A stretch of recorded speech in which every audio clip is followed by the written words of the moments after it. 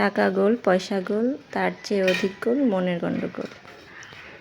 আসসালামু আলাইকুম রহমতুল্লাহ। আমি সীমা বলছি সীমারেখা থেকে। কি অবস্থা, সবাই কেমন আছেন?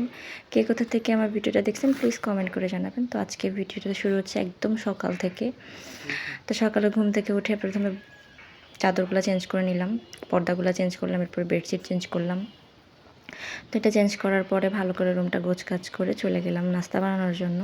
তো প্রথমে চুলায় পানি গরম, চুলায় দিয়ে দিলাম গরম করার জন্য। এরপর নিয়ে নিচ্ছি 2 প্যাকেট নুডলস। একটু ভালো করে পেঁয়াজ কুচি করে নিচ্ছিলাম ছোটো ছোটো করে নুডলসে দেওয়ার জন্য। এরপরে পেঁয়াজগুলো কাটা হয়ে গেলে চলে গেলাম নুডলসের প্যাকেটগুলো কেটে সিদ্ধ করার যাওয়ার জন্য। পানির পাশে গরম হয়ে গেছে, সাথে আমি মশলাগুলো কেটে নিলাম। পরে নুডলসগুলো দিয়ে দিলাম। তো ভালো করে নেড়ে চেড়ে সিদ্ধ করে নিচ্ছি। এরপর একটু তেল চুলায় দিয়ে একটু হালকা গরম হওয়ার পরে পেঁয়াজ কাঁচামরিচটা দিয়ে দিলাম। এরপর 2টা ডিম দিয়ে দিলাম ভেঙে। তো এগুলো ভালো করে ভেজে নিব। নেওয়ার পরে একটু ঝরঝরা হয়ে গেলে এরপরে দিয়ে দিব আগে থেকে নুডলস সিদ্ধ করে রেখেছিলাম ওটা, পানি ঝরে নেওয়ার পরে এটা এখন ভালো করে মিক্স করে নিব। সাথে প্যাকেটের যে 2টা মশলা ছিল ওই 2টা দিয়ে দিব। এইটার পরে দিয়ে দিব একটু টমেটো সস আর সামান্য একটু লবণ দিয়ে দিব, ব্যাস। এটা দেওয়ার পরে ভালো করে নেড়েচেড়ে আবার মিক্স করে নিব, যাতে সব জায়গায় মশলাগুলো ভালো করে লেগে যায়। এরপরে উল্টে পাল্টে ভালো করে মিক্স করে নিচ্ছি। এটা হলো আমাদের বাংলাদেশিদের জাতীয় খাবার, যে কোনো সময় চলে। তো চাটা এক পাশে ফুটানো হয়ে যাওয়ার পরে এরপরে এখন চা বানাবো।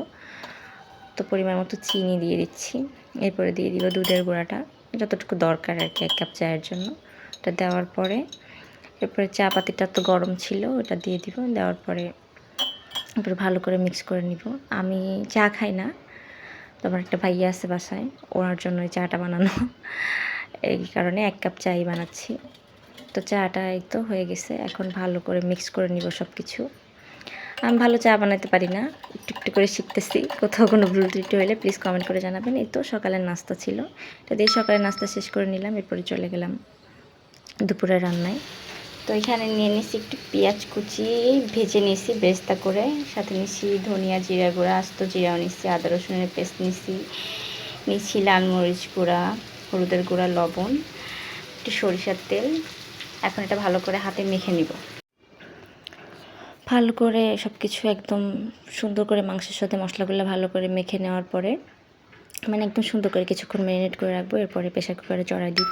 তো ওনা চুলায় আমি করলা ভাজি করে নিছি, যেটাকে আমাদের গোপালগঞ্জে ভাজা উস্তা বলে, হচ্ছে আর কি।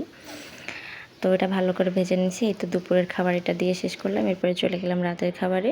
তো রাতের খাবারে ছিল একটু খিচুড়ি, সাথে সালাদ, আচার, আর একটু আগে থেকে সিমাই রান্না করা ছিল, লাচ্চা সিমাই, ওটা দিয়ে রাতের খানাটা শেষ করে ফেললাম। কেমন হলো কমেন্ট করে জানাবেন। কোথাও কোনো ভুল ত্রুটি হলে সেটাও জানাবেন। টাটা, আল্লাহ হাফেজ।